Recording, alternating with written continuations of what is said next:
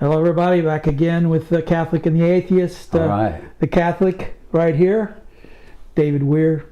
The Atheist right here, Rod Thompson. Today, we're talking about immigration. All right.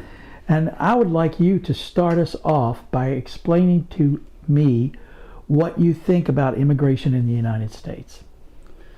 Well, it's a complex and convoluted issue, unnecessarily so, made exacerbated by the unregulated immigration of illegals in the southern border, which breaks down the structure of law and order and undercuts the naturalization process for people who've come to the United States the lawful way, like most of us did, or most of our relatives did.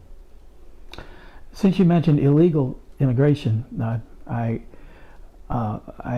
repeatedly heard Republicans say that since Biden took office, it's just the borders have been flooded open, and now there's a flood of immigrants.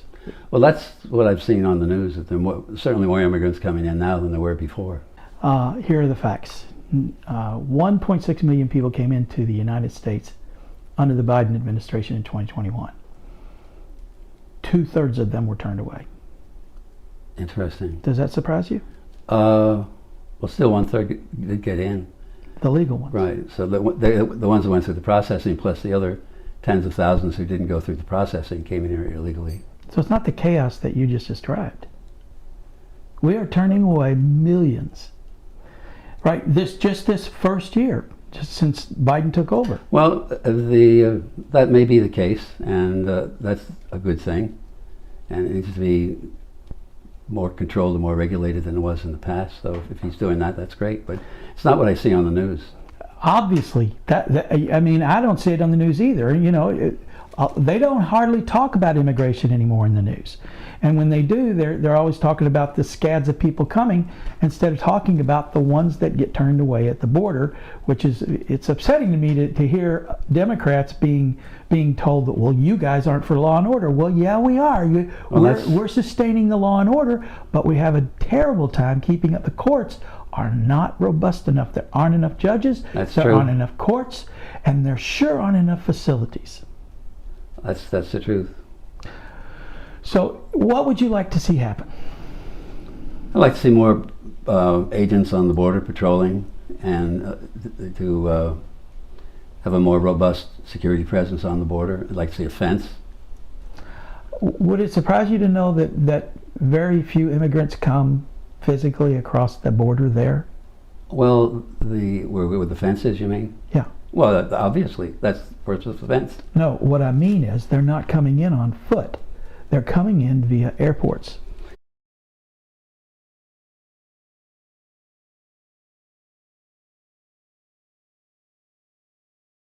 That's the mass. The mass, most of them are coming in that way. I don't know about that. I do know they are coming in.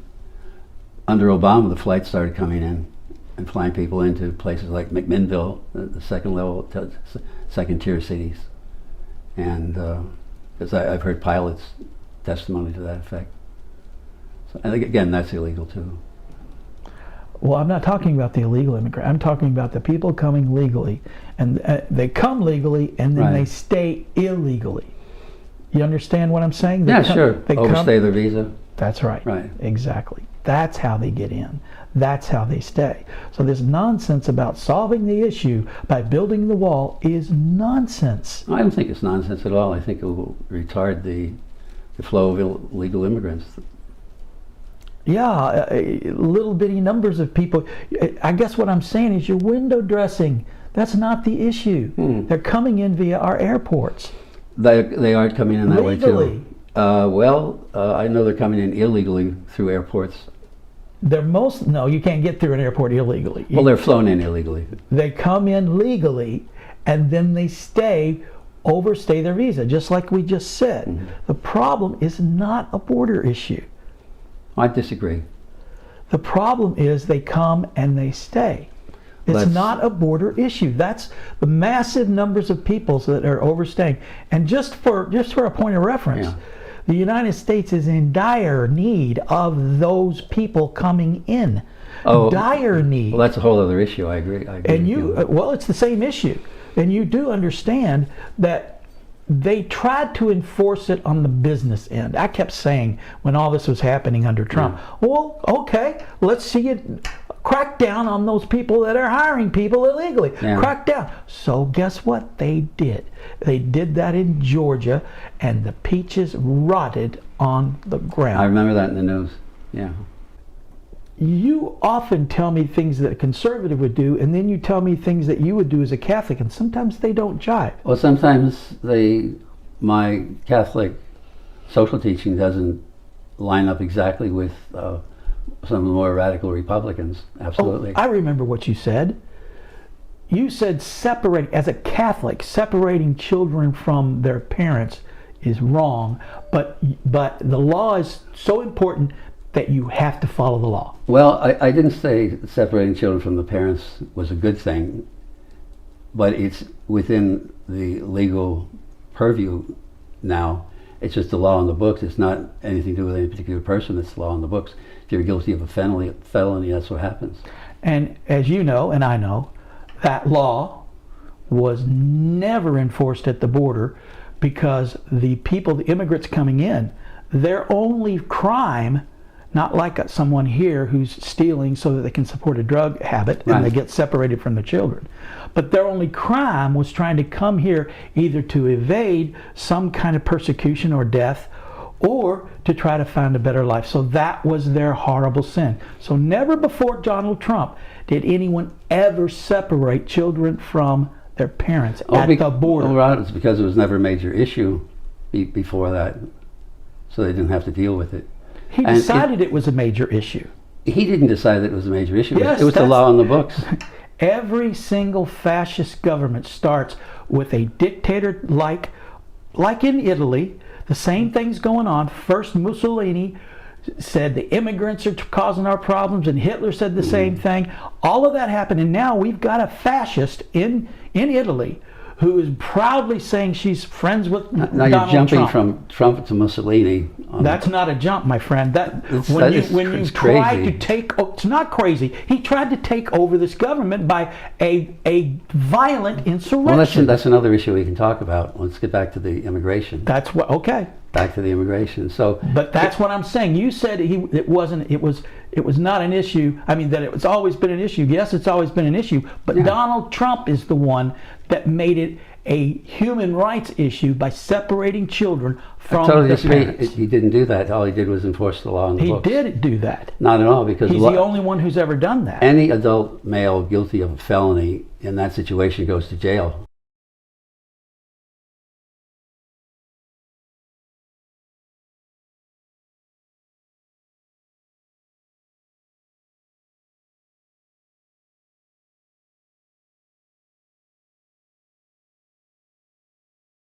Yeah, so... All right, so when I was saying that there's no policy to separate children from their parents, that's not a policy. The policy is to arrest someone guilty of a felonious crime. That's the simple fact. Now, sometimes because of that, those consequences occur. For instance, if I went downtown and assaulted somebody, that would be a felony. Sure. I would go to jail. Sure. So I would be separated from my family. Sure. It's the same thing. No, it's not. It's the same thing. It's a matter of degree. If you're trying to tell me that crime you just said you committed versus a crime of someone who just trying to get here to have a better life, you cannot say in your Christian values. Oh, I'm not saying that. Not at all. Well, I'm saying they're both felonies. That's all. But what I'm trying to get you to do is to understand that the law is not in charge. We are in charge. We make the laws. And all we have to do is to look at the law that's wrong, this one, the one that allows people to be done that way. Change it. That's fine. Let's change it. Well, it has been changed. Mr. Biden is not doing what Mr. Trump did. He is not separating children from their parents. Well, Trump didn't separate children from their parents. He absolutely did. He did not. He was the one that made it possible. No, not at all. That's not the truth. That is the truth. Stephen Miller was his captain on the border, and he was the one that said, hey, if we do this, we'll be able to dissuade people from coming to America. Stephen Miller.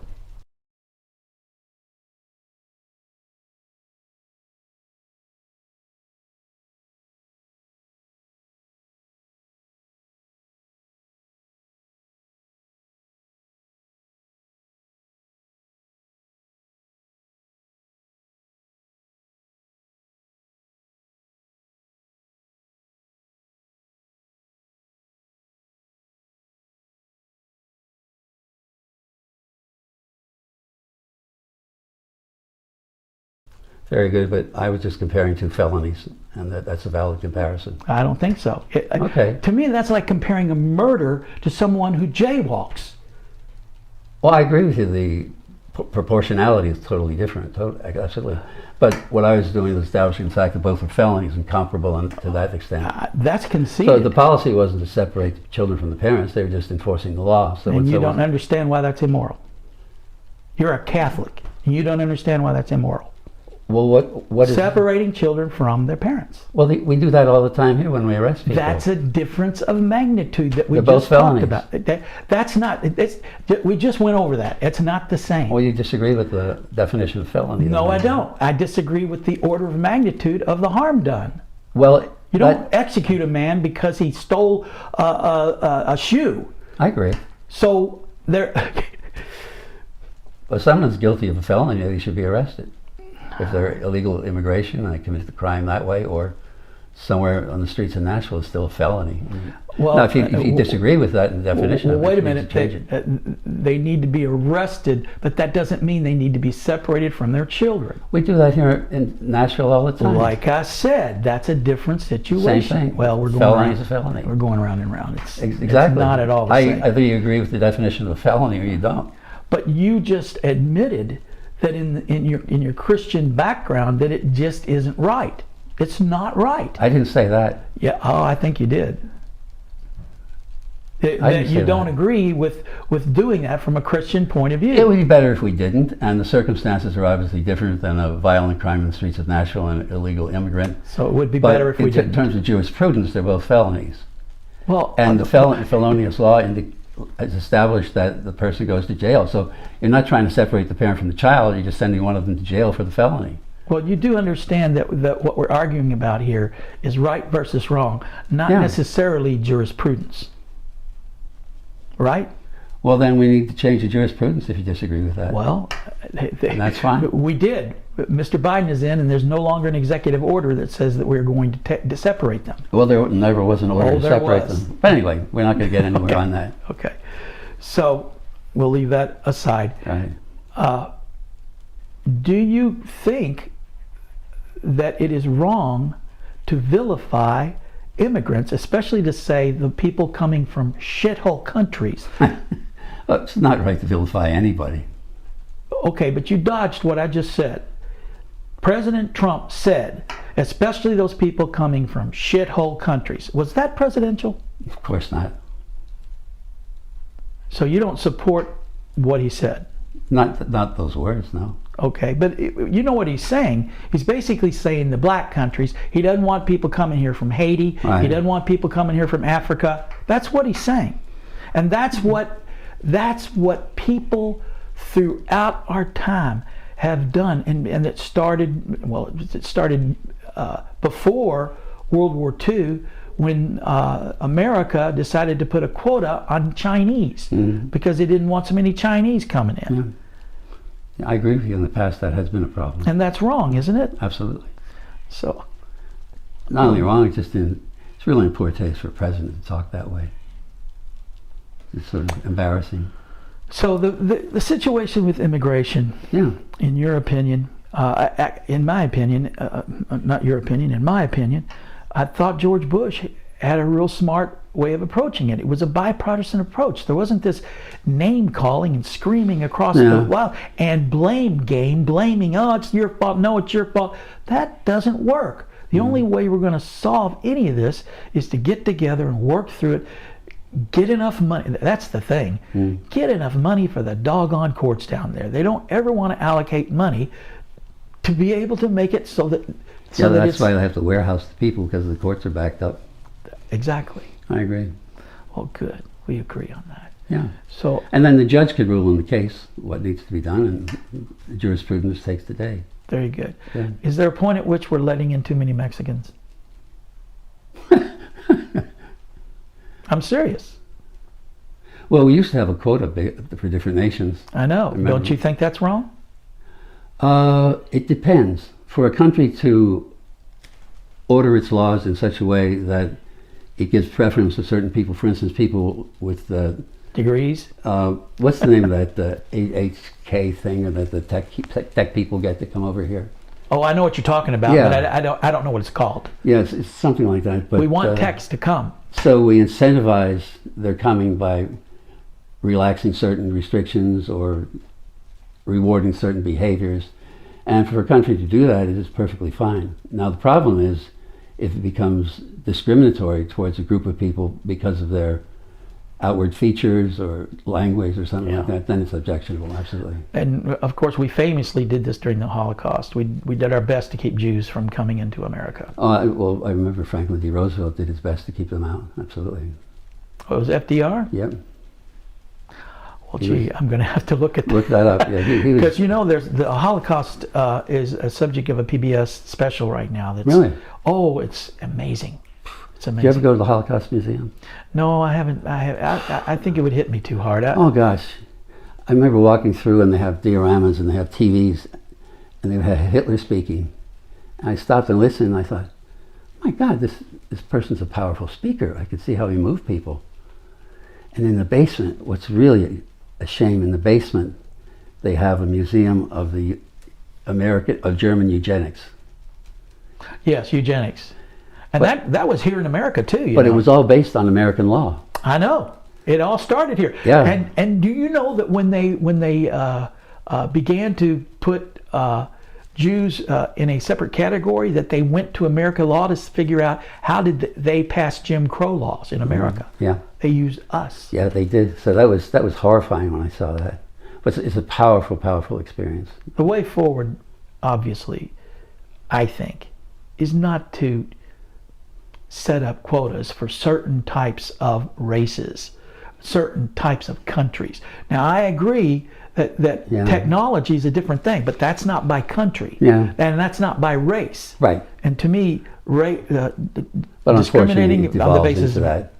It doesn't have to. It doesn't have to, but it does, because 90% of the people are either Indian or Chinese. They get into those waivers. Well, I don't think you know that. I think I do know that. Okay. I'll look it up and look put it the up, facts yeah. on. Yeah. So you're saying that 90% of the people that get in, under the tech rules. Under those H2K or those special tech rules. I will look that like up. for Silicon Valley, those I will people. look at that. Look it up. Yeah. And see how many of those people as a percentage of the overall immigration. Yeah.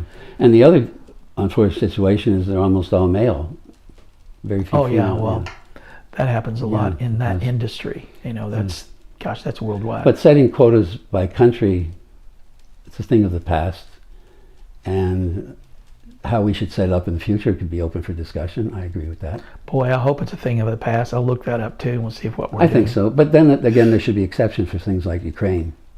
We should be taking more refugees in from Ukraine. And you know how many we took, don't you? What, 75,000? Yes. And you know how many Poland took? Like probably 100 times that. Over 3 million. Yeah. And Germany took, as of March, and I don't have the recent number, 750,000. That's 10 times as many as we took at the same time frame. We should take everybody who wants to come over. We'll welcome them. But also, did you know they're supporting them instead of they come here and you're on your own, which is how it's done here. In those other countries, they actually have government welfare for them. They do. And they have programs here like that when they fly people in. And actually Catholic Charities is involved with that very heavily. And they support them for 6 months. And they have people who work with them. Yeah, we're way outside of 6 months now. And this is universal since the beginning of time. The path for people who have been displaced by war is horrible. Oh, absolutely.